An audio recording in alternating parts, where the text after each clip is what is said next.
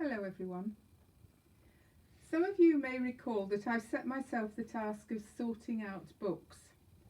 A task that's still far from complete because I keep finding things that spark my curiosity and I start to read them. One such is this little book, Prayers Written at Vailima and a Christmas Sermon written by Robert Louis Stevenson and published in 1939. I can't recall how or when I acquired this, but it was probably when I was studying Dr. Jekyll and Mr. Hyde at university. It's quite a pretty little book and very thin, and it was given to Edie with much love from Catherine at Christmas 1940.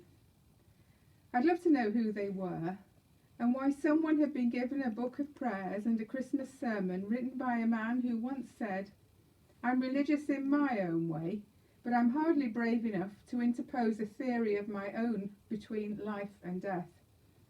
Here both our creeds and our philosophies seem to me to fail.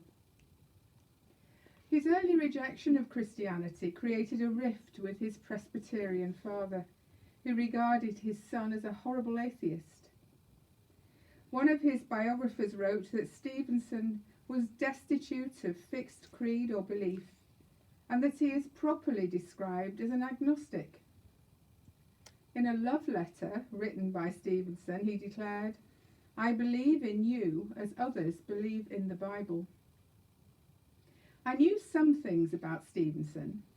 I knew that he'd been a very sickly child, and that his child's garden of verses reflected some of the misery of his own childhood. I'd also read Travels with a Donkey in the Cevennes, which was both interesting and amusing, largely because Modestine the donkey wasn't as keen on hiking as Stevenson was. Treasure Island and Kidnapped I'd always thought of as boys' books, so didn't read them before I decided there were plenty of other things I'd rather read. My loss, I'm sure.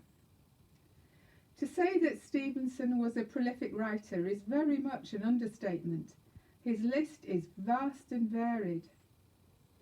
I'd also read about the family business, the Lighthouse Stevensons. 7 of them over 3 generations designed and built lighthouses. His lack of interest in following the family tradition was a further disappointment to his father. So the other day I set about finding out where Vailima was and what he was doing there and why he felt the need to pray to a God he didn't believe in. I've said he was a prolific writer. He was also a global traveller, despite his constant poor health. In June 1888 he set sail from San Francisco to explore the South Pacific, and in January 1890 buys an estate in the village of Vailima in Samoa. By September that year he'd been joined by his wife Fanny and her 3 children, and there they stay, and there he became known as Tusitala, the teller of tales.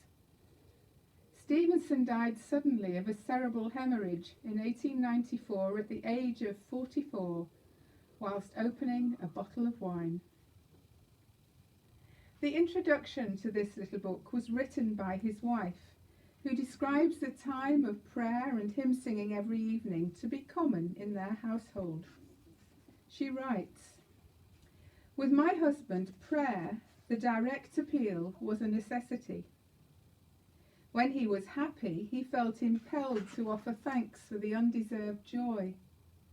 When in sorrow or pain, to call for strength to bear what must be borne."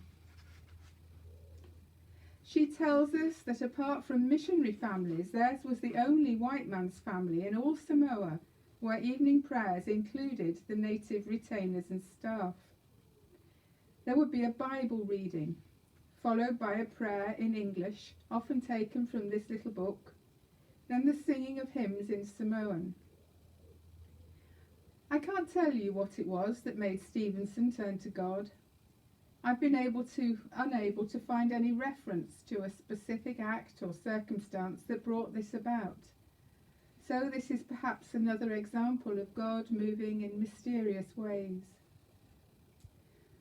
Morning prayer was more of a family occasion, and I'll end this morning with part of one of Stevenson's prayers before breakfast.